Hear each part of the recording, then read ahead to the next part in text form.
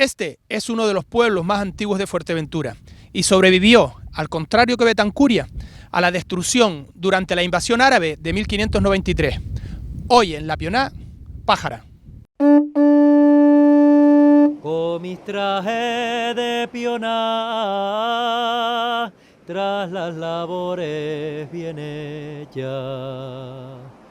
Si no es por la mano amiga, se perdía la cosecha.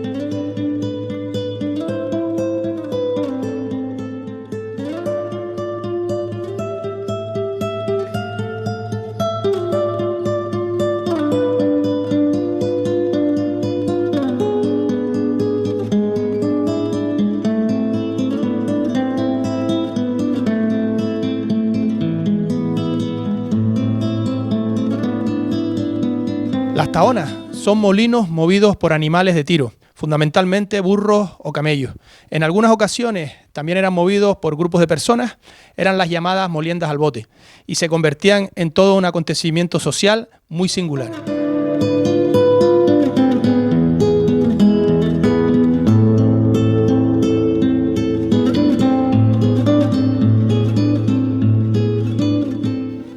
Nos encontramos en este precioso lugar, un alpende justo al lado de la tahona, donde se cuidaba al animal de tiro que movía la tahona.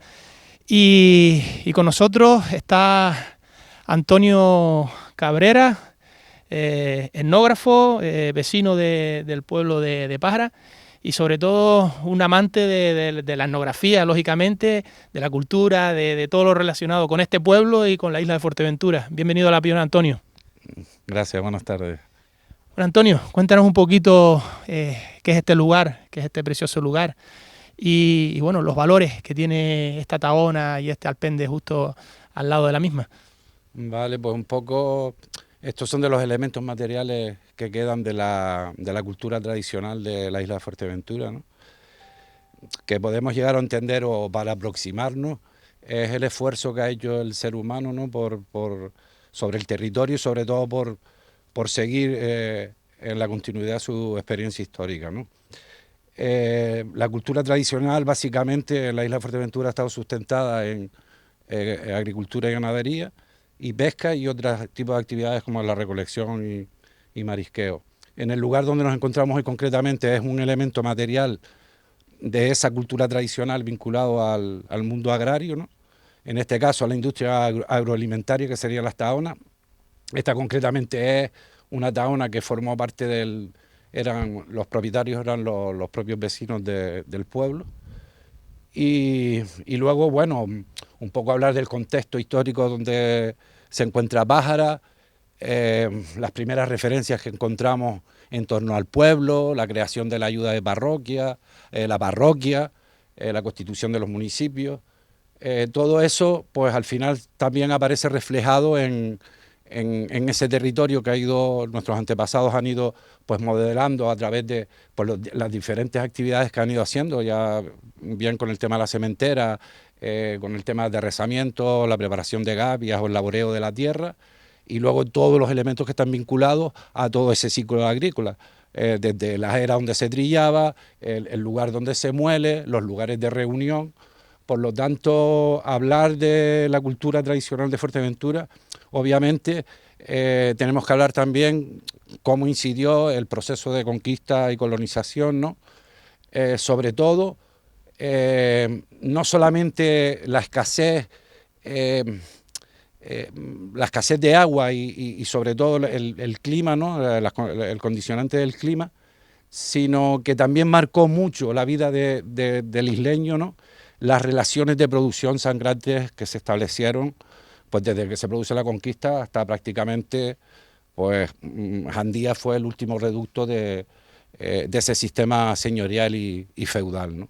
Hay que hablar de la dureza, lógicamente, del campo, de esos años de sequía que fueron terribles en muchas ocasiones, que llevaron a mucha gente a abandonar incluso la isla de Fuerteventura. Pero sí que es verdad que hay algo en esa gente, ¿no? que los hacía más fuertes, más duros, para en esos años tan malos sobrevivir muchas veces con poquito, con muchísimo esfuerzo, con pajeros que mantenían para poder tener algo de grano. Es decir, que la vida en ese pasado reciente, porque no hace tanto de eso, fue muy dura, pero a la vez cuando uno entrevista a personas de esa época, están orgullosos de esa época en la que vivieron y sobre todo de la hermandad que había, de la unidad de las familias, del pueblo, que quizás eso sí que es verdad que ya no se ve, ¿no? Cada uno tiene su vida y sí que es importante recuperar esa unidad, esas pionadas, como el programa nuestro, que se formaban antes y que unos se ayudaban a otros, ¿no? Sí, quizás a lo mejor, claro, cuando hablamos de cultura tradicional, incluso cuando miramos paisajes, ¿no? Que están intervenidos por la mano del hombre, ¿no? Podríamos decir que esos son los elementos materiales que nosotros podemos observar, ¿no? Y que en un momento dado tenemos la facultad de poder llegar a pensar que qué puede ser, ¿no? Pero luego está la otra parte, que es la fundamental, la que tú estás diciendo, que son la cultura inmaterial, que está totalmente vinculado a esos elementos. Es decir, la taona es el elemento material, pero luego todo lo que se hace, cómo se hace, con qué se hace, eso no lo estamos viendo en estos momentos, ¿no? Entonces, eso es el grave peligro que en estos momentos, bajo mi punto de vista, está ocurriendo en Fuerteventura. Me imagino que a nivel de Canarias también, con el tema de la irrupción del turismo, ¿no? El cambio de modelo a un monocultivo, que nos estamos dando cuenta que hemos abandonado parte de un patrimonio y un capital humano que está invertido. Es decir, esas gavias que nosotros estamos viendo es el fruto del trabajo y el esfuerzo de otra gente que estuvo aquí, que fueron capaces, en unas condiciones sociales y laborales y económicas mucho más duras que las nuestras, y que vemos a día de hoy como parece que nos tenemos que estar inventando productos nuevos cuando realmente tenemos elementos suficientes que, si los pusiésemos en valor, creo yo que podríamos estar hablando de otro tipo de desarrollo más sostenible, más basado en el rescate de esos elementos y también fundamentalmente de los elementos inmateriales, ¿no? Quizás nos estamos dando cuenta, o por lo menos así lo quiero yo ver, que en los últimos años se están tomando iniciativas a favor de la conservación de ese patrimonio, ¿no? Porque al fin y al cabo yo creo que ese patrimonio tampoco es nuestro ni nos pertenece, sino le pertenece a los que vienen, ¿no? De la misma manera que a nosotros nos los han dejado, ¿no? Con sus cambios, obviamente, porque las sociedades van cambiando, pero siempre teniendo como referencia el tema identitario y el tema de lo que significa vivir en una isla, ¿no? En este caso en Fuerteventura. Quizás diste antes con la palabra el monocultivo. Pájara ha sido un municipio que yo creo que más por desgracia se ha dejado bueno, pues esta parte de los pueblos a un lado para dar un turismo de playa, de sol y de playa. Y bueno, Pájara tiene, como bien comentas, bueno, Pájara y todo el municipio, realmente una etnografía enorme, que hace falta para quizás ese turismo de sol y playa, bueno, pues que también venga a los pueblos, que aprenda de esa cultura. Lógicamente, los jóvenes, nuestro pueblo también tiene que conocer todo esto que se desarrolló, como bien decía, en el pasado reciente de la isla de Fuerteventura. ¿Qué debe hacer? Raíz del Pueblo, estuvimos hablando hace poco con los compañeros de La Oliva, y ellos han hecho rutas teatralizadas que están dando muy buen resultado, y quizás sea ese el modelo que necesita el pueblo de Pájara, no una masificación turística, sino muy selecta y que conozcan nuestra cultura, nuestro patrimonio, la idiosincrasia del pueblo en general, ¿no? Hombre, obviamente todo trabajo que se haga desde el punto de vista asociativo, yo pienso que tiene una repercusión social mucho más que cuando se hace, pues a lo mejor desde un despacho, ¿no? Bueno, Raíz del Pueblo, yo no voy a contar nada nuevo, el bagaje que ellos tienen, los proyectos culturales que desarrollan allí, y que es un buen ejemplo a seguir en Pájara y en cualquier sitio de la isla, porque no se están llevando políticas, por así decirlo, que vayan encaminados en ese sentido, ¿no? En cuanto a lo otro, en la recuperación de la cultura tradicional o lo que podría ser vinculado al sector primario, yo creo que también aquí hay un problema de trasfondo, ¿no? El trasfondo es la dignificación del trabajo o de la persona que trabaja en la ganadería o en la agricultura, ¿no? Estamos hablando de gente que está yendo a la universidad, que se están formando, y es imposible con el régimen de cotización que hay hoy en día, que tú le plantees a alguien, por muchas ganas que tenga, de que se dedique a la agricultura, a la ganadería. Es verdad que puede haber un problema generacional, es verdad, pero el otro yo creo que influye más, sobre todo porque el aspecto económico, yo creo que a la hora de la calidad de vida de la gente es un poco lo que se busca, ¿no? Entonces, yo creo que eso ha sido por parte en este caso, de las políticas estatales, el tema de que la agricultura, sobre todo el sector primario, los pescadores, todos los que son productores, que sean reconocidos igual que cualquier otro trabajador. De hecho, en la pandemia que hemos tenido, a quien se les ha ayudado de una manera desaforada ha sido al sector empresarial del turismo, que yo puedo entender que generan puestos de trabajo, pero también han dejado de lado al sector principal, el sector que nos está dando de comer, el sector que produce queso, que produce leche, que produce carne, que produce papa, todo lo que se pueda consumir y que se produzca aquí en las islas. Entonces yo creo que si en ese sentido, si se ayudase más, yo creo que los sitios así rurales que claro, que puede ser una vía de desarrollo, el que alguien se plantee pues plantar forraje para animales, con temas de biodiversidad, de plantas que ya están recogidas en catálogos. Entonces yo creo que son proyectos alternativos que pueden dar resultados. No hace falta cuantiosas cantidades económicas de dinero, sino hacer unas experiencias pilotos para comprobar realmente si eso es factible. Y luego a la vez estás poniendo en práctica todo lo que estamos hablando de esa cultura inmaterial, todas esas prácticas agrarias que se están yendo con la gente más mayor, que son los que realmente conocen y vivieron esa parte de la historia, ¿no? Y al mismo tiempo mantienes el paisaje vivo, ¿no? Entonces yo creo que si se dinamiza todo eso, pues es como por ejemplo la Madre del Agua. La Madre del Agua obviamente lo que tiene es el abandono, pero si esa finca, con los medios que hay hoy en día, que hay tractores, que ya antes era todo animales, pues sería un oasis en medio de un desierto, ¿no?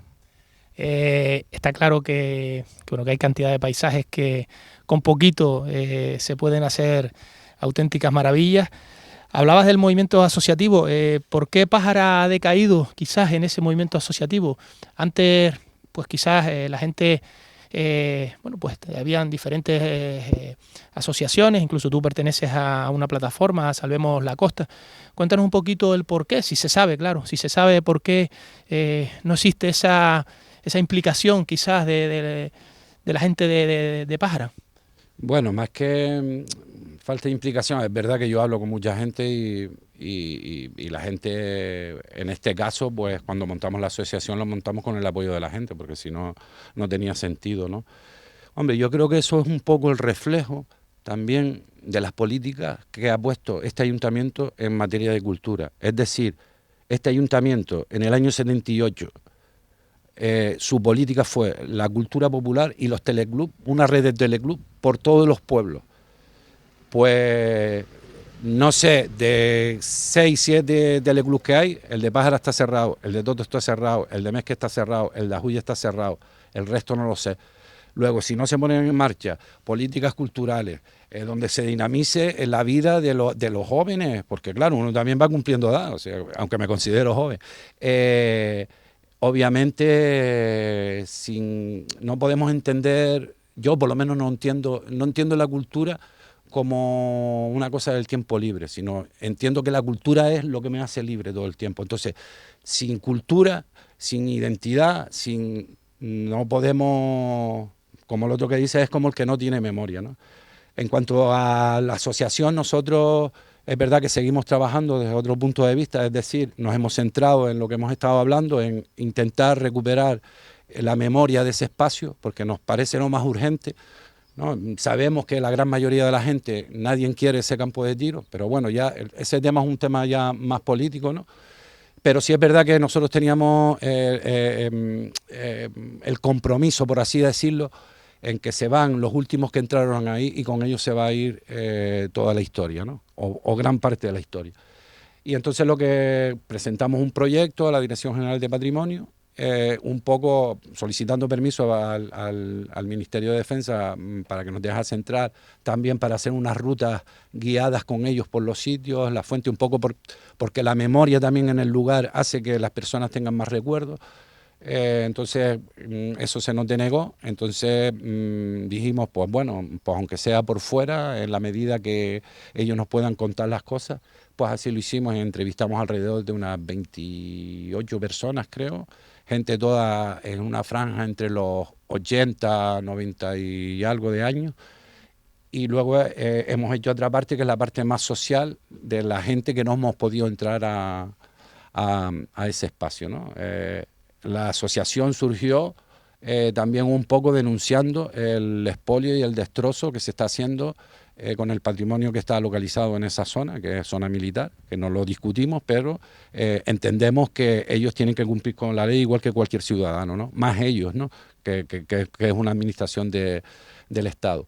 Decidimos a raíz de la voladura de las chozas de la Salina, pues constituir un movimiento vecinal, donde hacíamos encuentros en la Plaza del Pueblo, donde, bueno, ahí están los momentos que eran ver tú 2.000, 3.000 personas en una historia donde no había ningún tema político detrás, sino simplemente lo que nos movía era decir si es tanto lo que estamos pidiendo después de 40 años, donde no se ha hecho ningún tipo de estudio, donde no se nos permite el acceso a los recursos, donde qué nos hace diferente al resto de Fuerteventura, ¿no?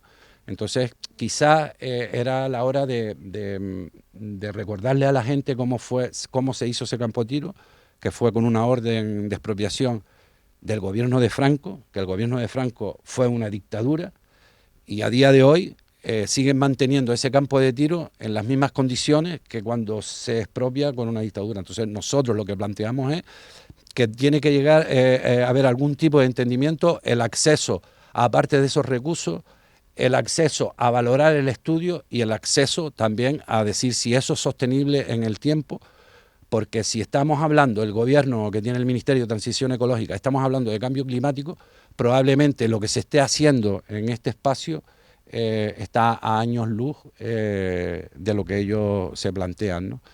Entonces yo creo que es el tema de pedir el cierre del campo de tiro de Pájara es una demanda histórica de esta sociedad, no es nuestra ahora que nos ha entrado la perreta, es desde que yo soy niño, desde que tengo uso de razón, tengo 54, y desde que tengo 5 años ha sido la lucha por decir que ese espacio tiene más valores de lo que ellos dicen que no tienen, porque al fin y al cabo es un lugar donde están envenenando la tierra, no lo puedo decir de otra manera, ¿no? Podemos llegar a entender todos los debates después cuando montamos la asociación de presiones, de bloqueos a los correos, de insultos, de secretas que venían a nuestras reuniones, etcétera. Es decir, era un tema que yo decía, pero bueno, pero es que ni tan siquiera podemos opinar sobre algo que nos afecta a nosotros, porque a quien nos afecta es a nosotros. Ellos vienen, tiran y se van, ¿no? Entonces nosotros lo que también se está planteando es si eso es sostenible después de 40 años. Nosotros no sabemos cómo está el agua, ¿no? Porque yo no puedo decir lo que ellos tiran, ellos lo dicen, ¿no? En sus publicaciones. Entonces, si una pila de un reloj te contamina no sé cuántos litros de agua, 40 años de uso con todo tipo de explosivos, no hay daño, no pasa nada, ¿no? Entonces, claro, también somos reserva de la biosfera, ¿no? Entonces, esto es un poco decir, bueno, pero que aquí estamos, por un lado, educando al ciudadano, intentando ¿no? transmitir y divulgarle valores por el respeto al medio ambiente, pero al lado resulta que no, hay un concepto que es el concepto de la defensa nacional que les da derecho a eso, ¿no? Entonces, sobre eso, por ejemplo, sobre las chozas de la Salina, recientemente cuando fue la guerra en Irak, porque claro, un poco nosotros vivimos en un escenario de guerra, es decir, nos guste o no nos guste, son helicópteros, coches, bombas, y quieras o no quieras, pues, estamos más tranquilos cuando nos están que cuando vienen, ¿no? porque es un poco agobiante, ¿no? Pero ellos, por ejemplo, cuando el derribo de las chozas de la Salina, cuando la guerra de los Balcanes y la reciente guerra que hubo ahora en el Golfo, en Irak y en Siria, en una ciudad que se llama Palmira, que es de los sumerios, denunciaba el propio Ministerio de Defensa del Gobierno de España los atentados que habían sufrido la ciudad de Palmira, porque eran unos restos antiguos de antes de Cristo y tal. Bueno, pues en la guerra de los Balcanes hubo otro elemento, que eran aquellos elementos que eran susceptibles de que tuviesen una raíz identitaria, era lo que ellos volaban. Entonces, eso lo recoge la Convención de La Haya de 1954 como memoricidio. Es decir, en caso de conflictos de guerra, normalmente el patrimonio se suele señalizar, y en el supuesto de se cogen y se hacen, cuando son cuadros o cuando son este tipo de cosas, pues se hacen traslados para guardar y salvaguardar ese patrimonio. Pues aquí no. Aquí unas chozas que tenían más de 2000 años de uso, las vuelan por los aires y la culpa es de los vecinos. Vuelan la cueva de Trequetefía y es que la cueva estaba así. Y claro, y el resto no sabemos cómo está. Entonces, claro, las chozas de las Salinas al final, ¿qué era? El elemento material, por así decirlo, que tenía el vínculo con la comunidad de aquí del pueblo. ¿Por qué? Porque era el lugar donde nos quedábamos, bueno, ahí está Manuel, donde las casas o las chozas no tenían puertas, donde se comía de manera conjunta, donde se disfrutaba del lugar con la gente más mayor. Había un tema intergeneracional de los que eran los más pequeñitos a los más jóvenes, a la gente más mayor. Pues eso ya es imposible porque una, ya no nos permiten el acceso, y otra porque ya no existe el lugar donde nosotros llevábamos a cabo eso, ¿no?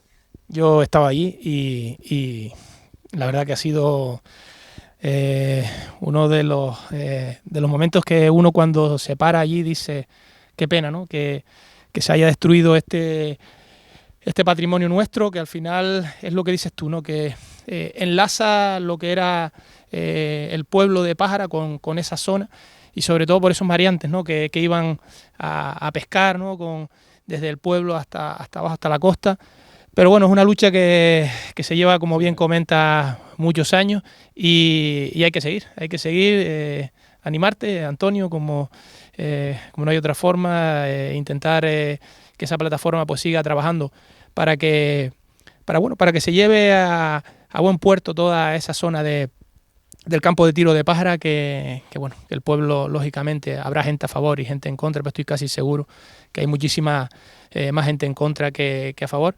Y bueno, nada, darte las gracias, Antonio, ha sido todo un placer por enseñarnos este precioso lugar, conocer lo que es el pueblo de Pájara, sobre todo esa cultura de la que nos has hablado muchísimo, y nada, aquí está La Pionada. Si queda alguna cosita que quieras decir, pues los micrófonos de La Pionada están para ti, para que, sobre todo a esa gente que nos está viendo, pues pues les enseñemos un poquito a respetar, ¿verdad? A respetar nuestro patrimonio, nuestra cultura, de un pueblo que ha sido sufrido, pero que ha conseguido sobrevivir a muchas penurias y que, bueno, que seguimos aquí disfrutando de entornos como este, ¿no?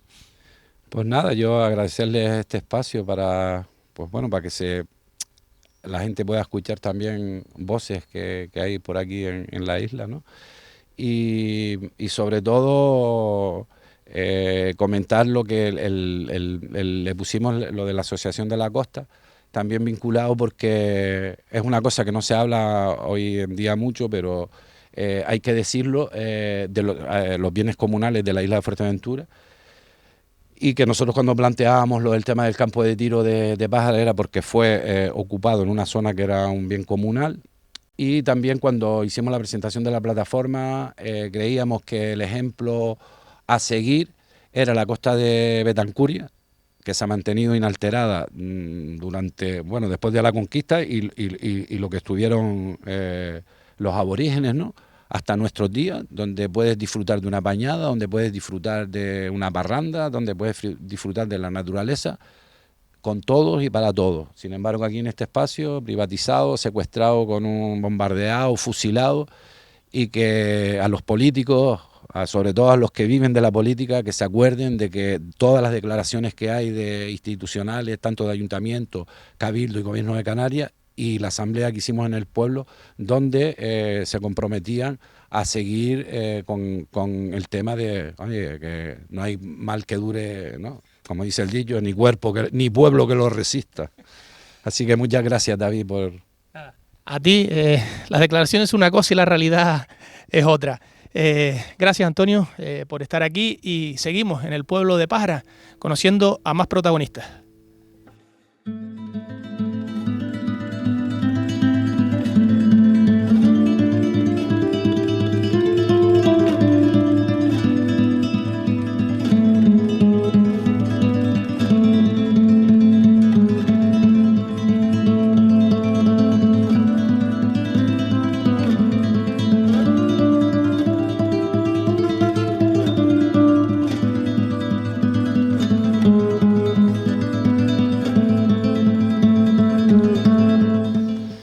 La primera nave de la iglesia de Nuestra Señora de Regla se comenzó en 1687 y se tardó más de 2 décadas en construirse. La ampliación con una segunda nave se llevó a cabo en 1735 por petición del obispo Dávila.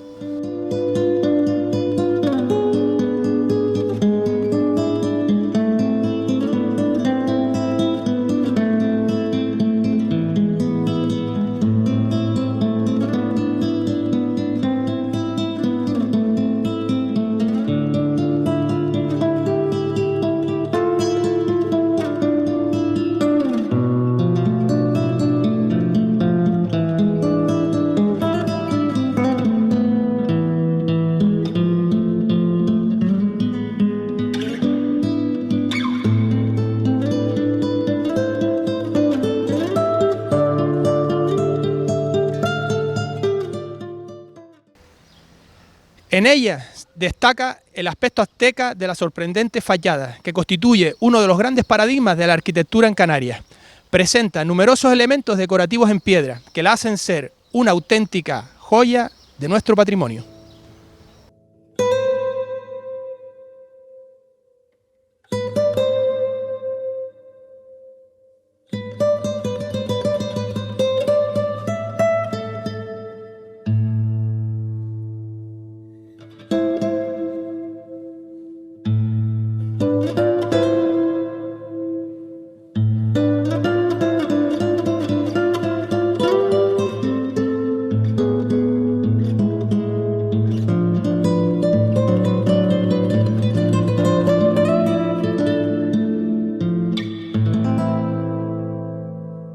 Nos encontramos en Mesque con 2 vecinos nacidos en Gran Barranco, pero que viven en el barranco de Malpaso.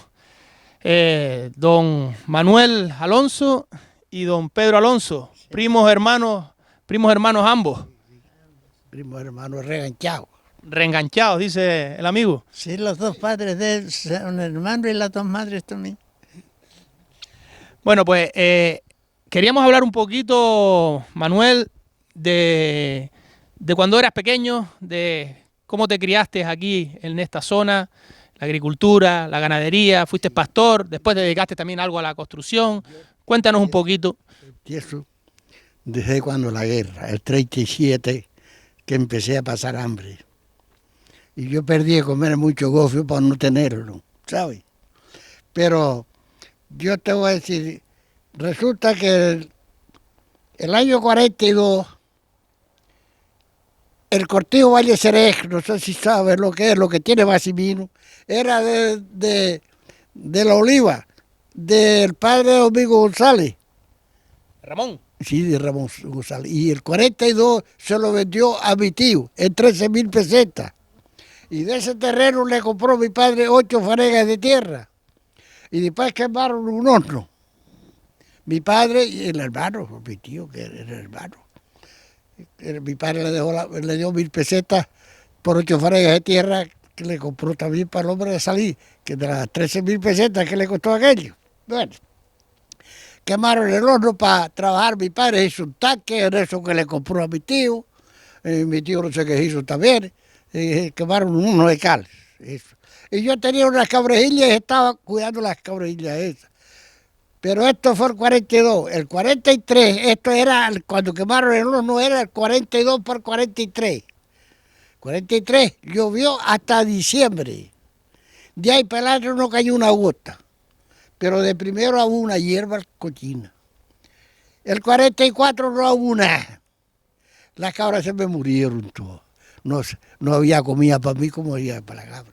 Entonces el billo era, sí, bueno, si te voy a decir, entonces lo terminaba esta tarde.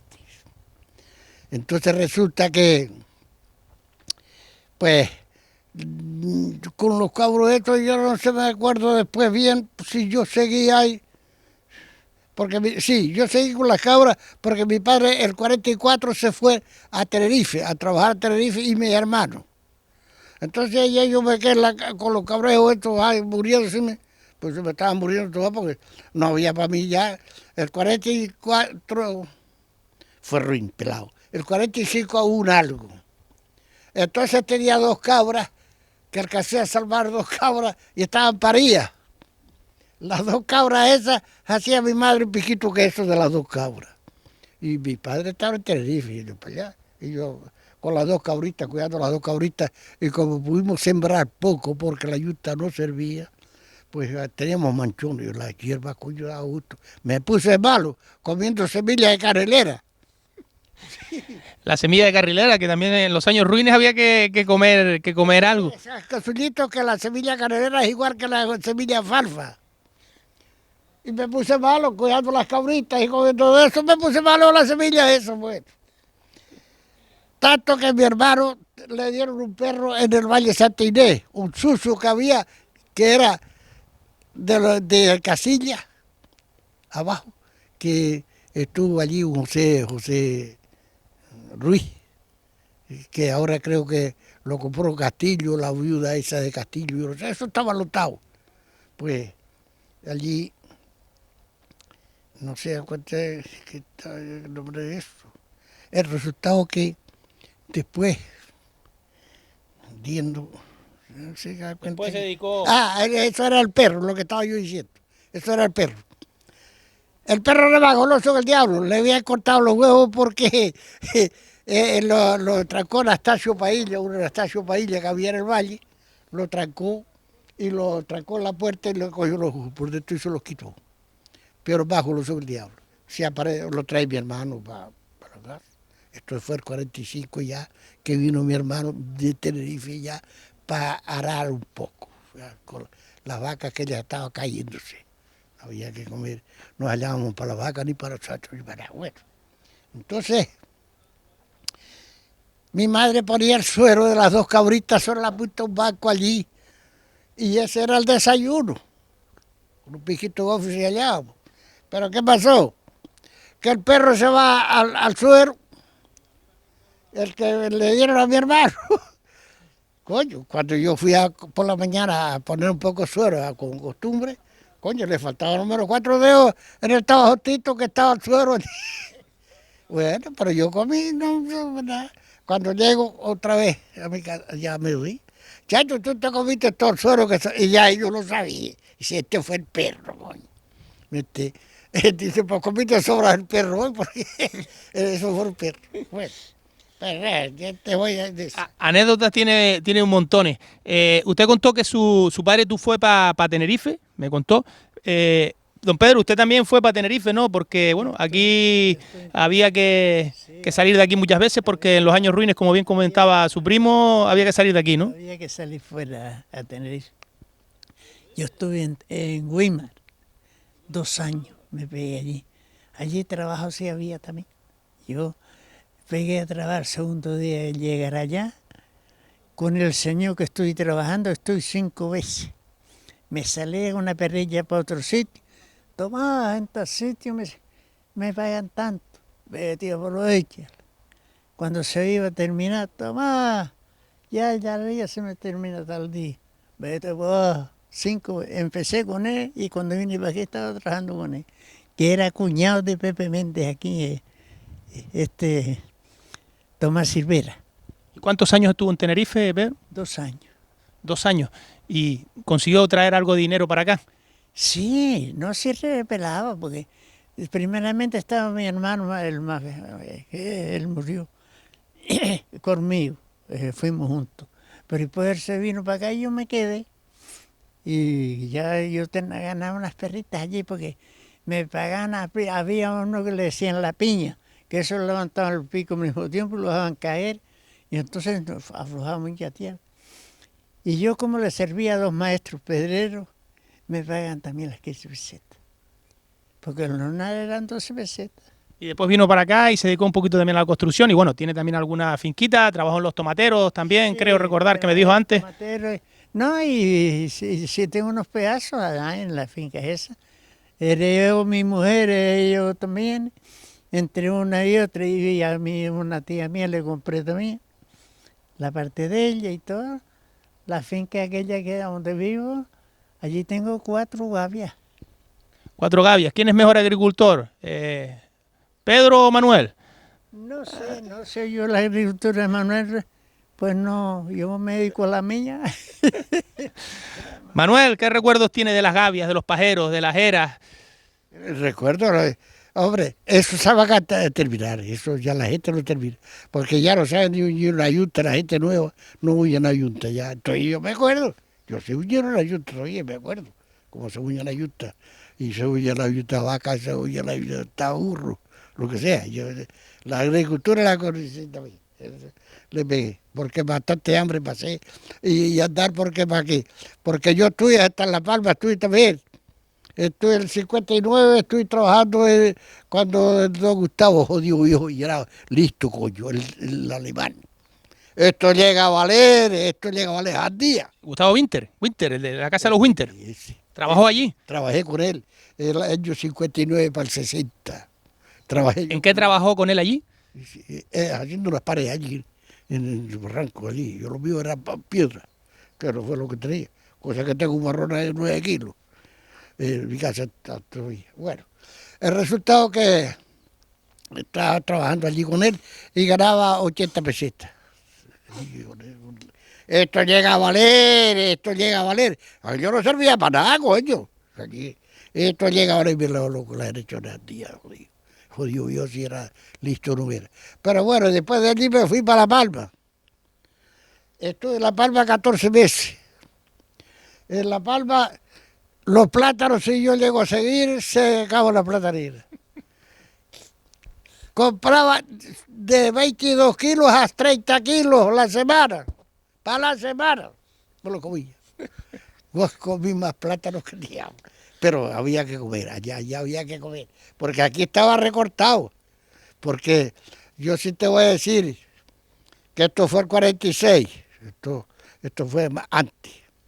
Había en Casillas un hombre que se llamaba Raimundo y era un solterón viejo. Y el año 46 fuimos yo y mi padre al puerto y no hallamos nada que echarnos a la boca. Y habíamos salido con una tapita de bizcocho para los dos. Llegamos allá, quería cobrar yo el primer jornal que gané, que era 7 pesetas y 2 perras, el año 46, el mes de noviembre. Mira por qué hicieron. Bueno, no llegué a cobrar 100 pesetas. Y fuimos a cobrar, no nos pagaron el puerto, nos encontramos con Ramón Morales, que era el encargado, y lo tropezamos en Casillas, pasando de Tehuate para abajo, en la escena aquella que está aquella de Charito Urito, que es la última abajo. Allí vino un taralillo, y allí le pagó. Pero un hambre que nos pelábamos. Pero en los llanos pelados nos cogió un agua, y en los llanos pelados estaba un hombre dando agua a las gavias. Y le dice a mi padre, ¿qué tiene de tabaco? Y, sí, tabaco sí tengo, coño, pero no tengo fuego. Mi padre. Dice, no, fuego tengo yo, tenía un abrigo grande. Y el hombre no se le veía más. Fósforo tengo yo. Bueno, pues allí, entonces le da, y nosotros con un hambre nos pelábamos. Y ya escureciéndose. Seguimos para arriba, entonces mi padre alcanzó a cobrar a ese, porque no teníamos un duro tampoco, pero no había nada que en el puerto que era echar una boca. Entonces, había una tiendita debajo de la carretera, al entrar a Tehuate había una tiendita. Dice, trae, coño, y cómprame fósforo, compra fósforo. Pregunta si tiene algo de comer. Yo creo que no hay nada. Atrás llegó mi padre, pero había allí uno sentado, echándose un jarro vino, que tenía una botella de clipes de esa, era la medida y la tenía de vino allí, y se estaba echando un poco de vino, ese Raimundo. Pues nada, nos invita a nosotros. Entonces echaron unos pinitos chicos de tapa al vino. Coño, yo al vino no me interesaba, me interesaban los pinitos aquellos, claro. Con el hambre que tenía. El hambre que tenía. Mi padre aguantó más, lo digo yo, coño. Entonces ellos hablando allí, mi padre manda a poner otro litrito vino, otro pijito vino y otro pejito. Pero esto llega otro, lo mismo. También participó del vino de mi padre, otro litrito vino. Y ellos hablando allí, los tres, y yo me crucé para sobre la mesa. Dice, algunos va a ver que llevan los alcoholes para la casa. Ya yo lo cogí para mí, porque yo tenía todo mi tiro, lo que estaba jodido, estaba vallado. Con que nada, un escuro que era mío. Y lo arranco corriendo. Un escuro.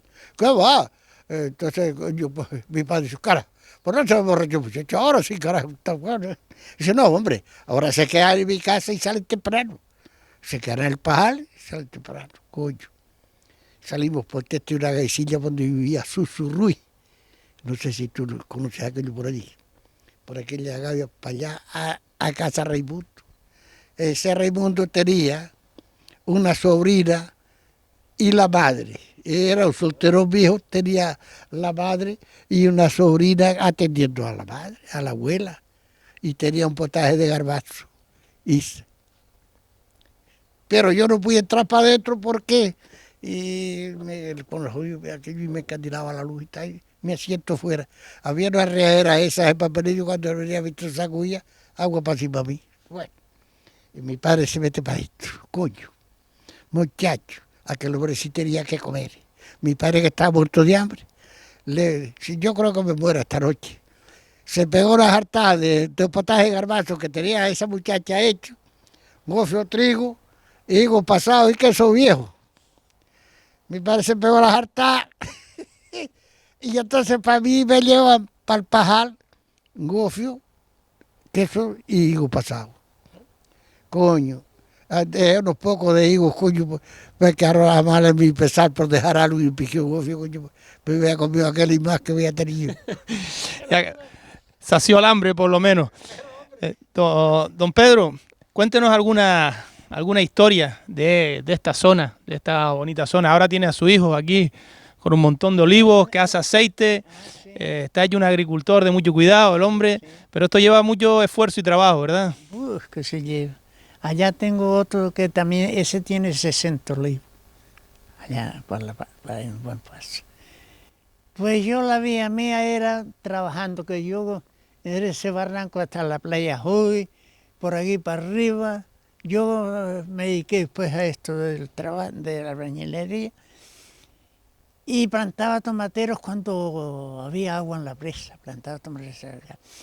Y más, yo estaba encargado con los entancores para traer el agua, repartirla y pues la guitarra y tal, ese yo.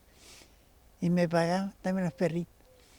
Pero que la presa resulta de que años tenía agua y años no tenía. Pero que las perritas estaban cayendo. Yo me iba a trabajar. A veces me llegué a ir hasta 4 meses, una cosa así. Iba allá, venga a cobrar. La perrita, pues sí, está cobrando por un lado y otro. Coño, me fue bien y yo gané unas perritas buenas por ahí trabajando también. Y después viene a la racha y estoy trabajando con los Rodríguez también, que con eso me jubilé. Y fue cuando vino la rayita esta que estaba buena en Fuerteventura, que se ganaban perras, coño. Yo sí le voy a decir lo que ganan, porque ahí está, y sí lo puedo decir también. En 2 días gané yo 67.000 pesetas.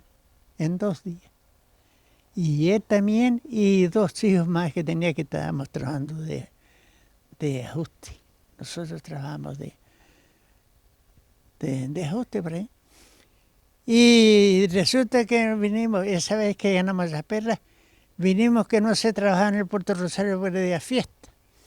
Y fueron coño de aquí que Isidro sabe mejor que eso, porque a él fue el que le preguntaron. Asunto de la cuadrilla de los Alonso. Y entonces él vino, digo, píles coño salto para arriba, si pegan y si no, pues ya está. Píles 10.000 pesetas. Pues vine coño le pidió 10.000 pesetas, venga, a 10.000 pesetas. Estuvimos el viernes y el sábado. Y entonces que unos recortes allí, porque eran las jardineras, ya terminando, y ellos tenían que terminar para poder entregar.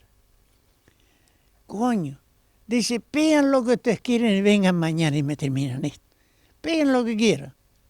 Si le pedimos 40.000, es capaz que las paga también. Eso era porque eran buenos pedreros. Además, los Alonso, si de algo tienen fama, es de buena gente y de buenos pedreros. Y con buena gente y con buenos personajes. Muchísimas gracias, Pedro, Manuel. Vamos a seguir conociendo más protagonistas. Tenemos que volver a Pájara, al pueblo de Pájara, a conocer a Pepito Hernández, para hablar un poquito de la tenería de Mesque.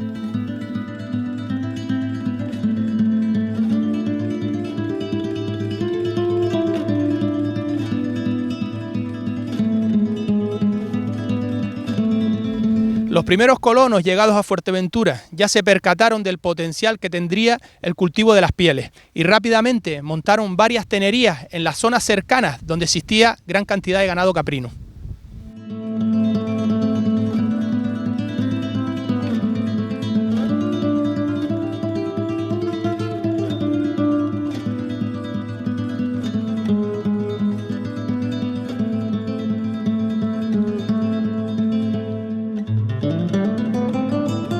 Las tenerías, como esta de Mesque, a muy pocos kilómetros de Pájara, constaba de 3 salas independientes. Una estaba dedicada al despiece y limpieza de las pieles, otra al curtido de las pieles y la última al secado de las mismas.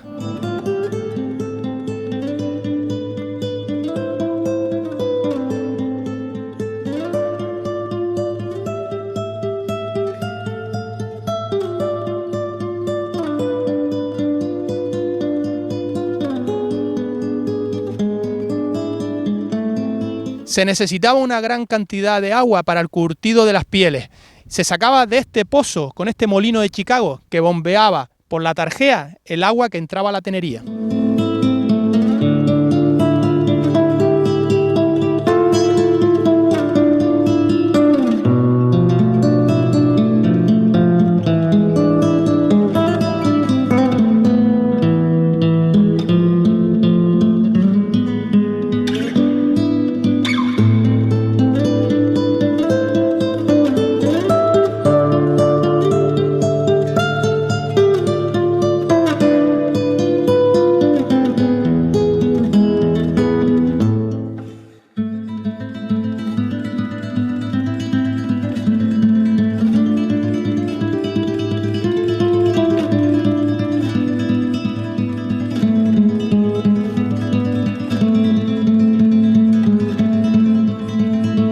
Pues nos encontramos para finalizar el programa de La Pionada en casa de don José Hernández, más conocido como Pepito el de Faustina.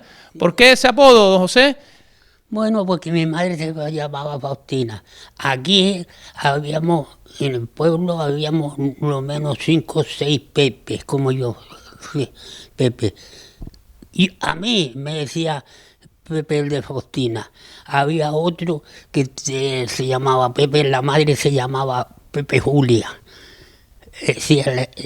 Lo decíamos, los conocíamos por el nombrete de la madre. Para diferenciarlos unos de otros, ¿no? Para diferenciarlos. Y yo tenía un primo, vivía en un sitio que se llama La Cañada, le decíamos Cañadilla. Y así no eran los pepes que habían aquí en Pájara. La Cañada, que es donde está la Tahona. Sí, la Tahona, allí. ¿Qué recuerdos tiene usted de esa Tahona? Mire, la Tahona, eso la hicieron poner en marcha y yo hice gozo en ella. Vinieron a buscarme aquí a mi casa para yo ponerla en marcha y yo hice gozo en ella. Y pues que si esto, que si lo otro, tantas cosas como podían hacer y todo se ha quedado, lo mismo que la tenería y todo eso ha fracasado. Ahora que habla de la tenería, cuénteme cómo era esa tenería, qué se hacía, cómo se hacía, los cueros, cómo se curtían las pieles. Los cueros hay que echarlos con cal. Con cal. Ya se me daría un poquito la memoria. A los 25 días salían los cueros. Bueno, mire, yo tengo uno ahí.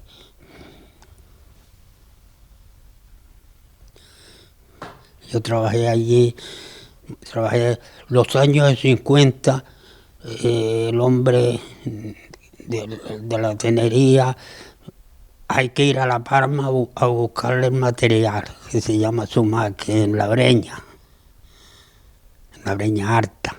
Cuente que era el sumáquer, cuente que era eso. Una hierba que hay en La Palma. No la hay sino en La Palma. Aquí también yo traje para acá 5 matas chiquititas y las planté para detrás y entonces yo eché cuenta, digo, la regaba que te digo, destrozando agua en esto, ¿para qué quiero yo esto? Y pues digo, más vale echárselo a una tunera. Y cuente, ¿cómo eran las fases para curtir las pieles? ¿Cómo se empezaba a curtir y cómo se secaba al final, entiendo, la piel? La piel hay que tenerla primero, como las pieles venían saladas, hay que salarlas cuando se mata el animal, se sala, tenderlas a la sombra, porque si no se cuartea.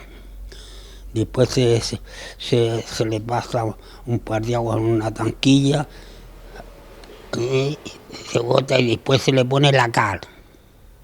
Y cuando usted, por el cuello, como decimos los otros por aquí, que tienen los pelos, los animales broncos, hace así, y se queda con los pelos en la mano, y hasta para quitarle el pelo. Y después hay que salir por allá donde hay perros, a coger mierda a perros y esto, y se maja, que eso se llama alumbre. Se llama alumbre. Y después hay que a las mujeres coserla de forma zurrón, y después echarle el sumaque dentro y darle, se llama en el tanque. A mí esas cosas me gusta decirlo en la tenería, que es donde me sale bien. En el tanque, tipo a la mañana, ustedes hay que llenarlo de madrugada y hasta ahora, de agua. Va cogiendo, si los amontonas aquí por la mañana, por la tarde los amontonas a este lado, porque los vas cogiendo allí de uno a uno y llenándolos de agua y poniéndolos a este lado. Y después hay que pisarlos un día, todo el día pisando. 7, 8 arreglados los que haga el hombre. Si están que hace 8, fijo todo el día. Pisando. Y pues se dejan de noche al sol. ¿Y para qué se utilizaban esas pieles, esos cueros? Para zapatos. Los zapatos que habían antes, el zapatero, que cogía las pieles de esas, los cueros, curtidos se llama Cordobán. Aquí, por lo menos. Cordobán. La última fábrica que cerró está aquí debajo. Cerró por los años 50, porque fue cuando pegó la gente a migrar para Venezuela. Y ya para conseguir un obrero en La Palma costaba mucho, porque se fueron hundiendo para Venezuela, y se quedó la gente sin obrero. Y entonces el hombre le propusieron otra cosa que le decían ancina, una cáscara de árboles molía, que era rosadita todo. Sí, el cuero quedaba, le echaba, a eso no había que coserlo ni nada, sino botarlo en el agua allí, el tanque, y ni pisarlo ni nada. Entonces he hecho 2 o 3 curtimientos de eso y nadie se los quiso. Pero tuvieron que, porque no curtía, quedaba cruz. Y como decíamos nosotros, yo le hablo un majorero. Como tiene que hablar, como un majorero que es. Aparte de la tenería, usted también trabajó en la agricultura, en la ganadería también. Cuéntenos un poco, desde chico hasta ahora, ¿por dónde ha pasado? Mire, pues yo ha pasado mucho, porque mi madre tuvo 9 hijos. 9 hijos. Y yo me gusta decir la verdad. Y éramos una familia muy pobre, muy pobre. Y entonces tenía un hermano con 19 años y fue a la mar y la mar se hizo con él. Era el más viejo, que ganaba un duro. Yo era un chiquillejo donde mi madre decía, yo llegué para hablarle claro, llegué a tener 20 años y no se veía ni el año que nací. Como solo estoy diciendo, trabajando por ahí. Y entonces, pues, me dio garras a mí, unos 13 años tenía un tío que quemaba cal. Y entonces mi madre le dijo a mi tío, dice, ¿por qué no lleva al chiquillo y arreglado lo que hace le paga? Y él me llevó, gracias a Dios. Y entonces tenía otro compañero y el compañero decía, anda Pepillo, que tú nunca has sido ruin. Y eso me daba ánimo. Y entonces me pagaron como le pagaban a los hombres. Ni sé si fue por caridad o porque me lo merecía. Después todo el mundo decía, Pepillo el de Faustina bueno, Pepillo el de Faustina bueno, Pepillo el de Faustina bueno. Pues a Pepillo a trabajar. Y en la escuela nunca vi en la escuela y mire que me ha hecho falta, aunque usted no lo crea. ¿Y en la agricultura trabajó también? Haciendo pajeros, haciendo lajeras. Sí, en la agricultura, sembrando con las cabras, arando, todo. Después me fui a Tenerife, trabajando, haciendo pared para plataneras y todo. Yo no he estado quieto. ¿También le pega también entonces a las paredes de piedra? Sí, miren, esas piedras, todo eso son cosas mías. Hay varias por ahí. La casa esta la hice yo. Y varias hechas para mis sobrinos y todo. Yo he estado siempre trabajando. Y una de las cosas más bonitas que hace es estas maravillas también. Trabaja la palma. Por ejemplo, este cereto con estas bonitas flores, ¿lo hizo usted? Sí, pues lo hice yo. Yo ya hace un par de años que no hago nada, porque las manos no me ayudan.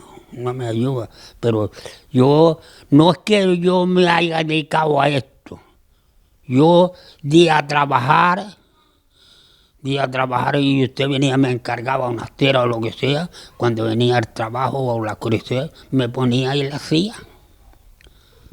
Me ponía y la hacía. Hoy presumen de ser artesanos, pero nada más que la artesanía. cuando pegó la fiebre de Antigua, yo fui uno de los que la pegué. La pegué, trabajaba y pegué. Y primero el día por el linchamiento, la fiebre de Antigua y la de Pozo Negro, el Estado lo preparaba, los hectáreas en Pozo Negro, por mano del ayuntamiento. Y después de ir para la Antigua, a las ferias, por mano del ayuntamiento.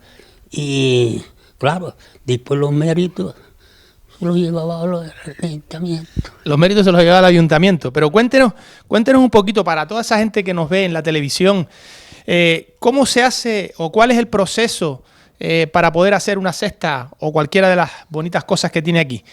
Esto no es fácil. Mira, esto hay que abrirlo, suponer. Si yo sé que había esto, pues me lo hubiera echado para el mar remojo, coño. Mire, estos son 2 hojas.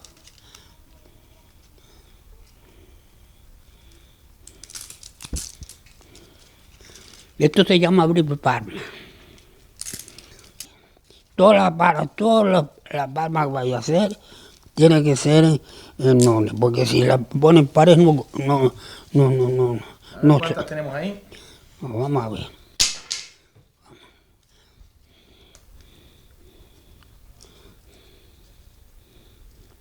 Esto se llaman plaita.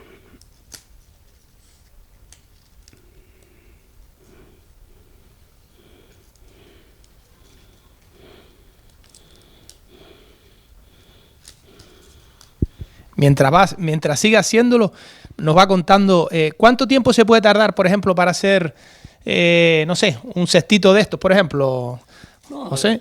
Un cestito de eso, si usted está todo el día, hace un montón de ellos. Todo el día, uno hacemos más rápido para trabajar que otro. Pues mira, ya se ve perfectamente, el dibujo. O sea, tiene 6.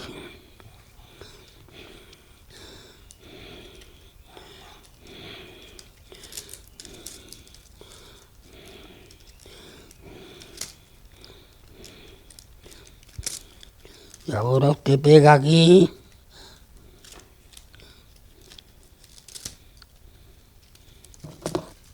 ¿Sí? Madre mía, vaya un trabajo bonito, José, que ahora también su hija también hace también, está dedicada también a hacer estas auténticas maravillas. Ahora de aquí para arriba hay que poner a toda huerta una hoja donde están las 4.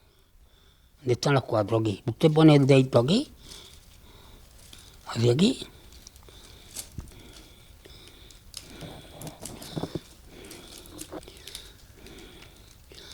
Qué maravilla, qué auténtica maravilla. Vamos a seguir hablando mientras el amigo José continúa haciendo la palma. José también tiene un molino ahí de mano que le vimos antes moliendo. Además, lo oímos cantar. ¿Qué cantares? ¿Qué se cantaba cuando se molía? O me contó algo también de que también se ligaba también en el molino a mano. También, como le dije, si usted tenía una pretendiente, se vamos a hallar una tarea. Usted le ponía la mano de ella por abajo y la suya por arriba. Y la día dejando apretar por abajo y ella, para no rozarse en la piedra, apretaba para arriba y entonces... Se juntaban las dos manos.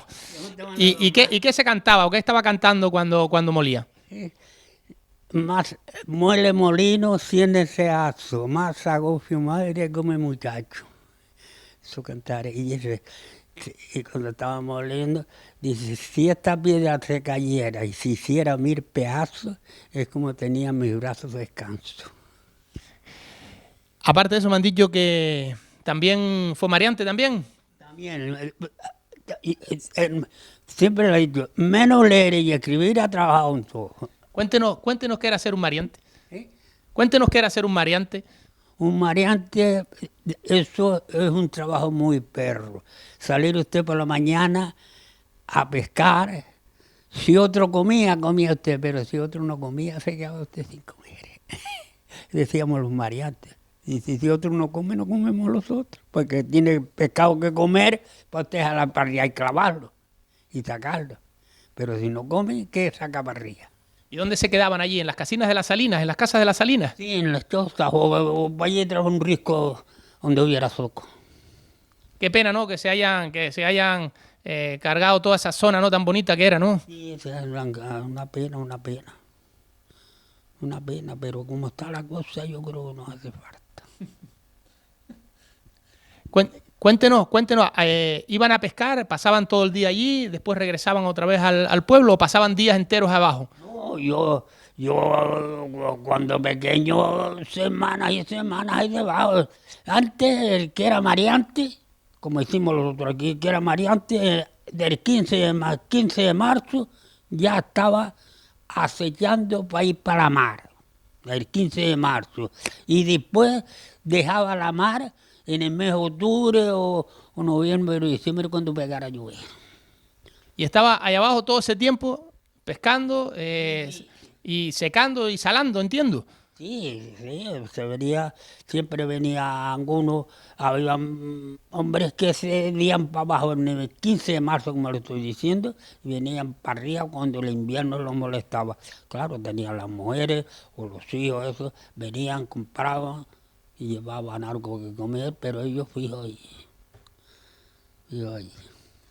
Pues el amigo José Hernández, más conocido como Pepito el de Faustina, ha sido un placer hablar con usted, que nos haya abierto este precioso almacén donde tiene un montón de cosas bonitas que además las venden, entiendo, ¿no? Para también colaborar también con esa artesanía que también se va perdiendo y que es una pena, ¿no? Gracias, por ejemplo, a personas como su hija que conservan todavía esta preciosa tradición. Pues ellos aprendieron algo de mí, mi madre y mi abuela, los otros, eso lo traemos, cualquiera sabe de dónde viene eso, cualquiera sabe, porque yo a mi abuela la conocí toda la vida trabajando palmas y mi madre, y no trabajaba con el día.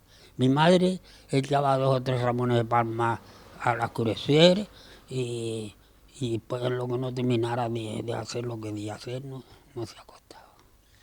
Porque el día estaban en el campo. Hasta que se fuera la luz solar, ¿verdad? Había que estar todo el día trabajando.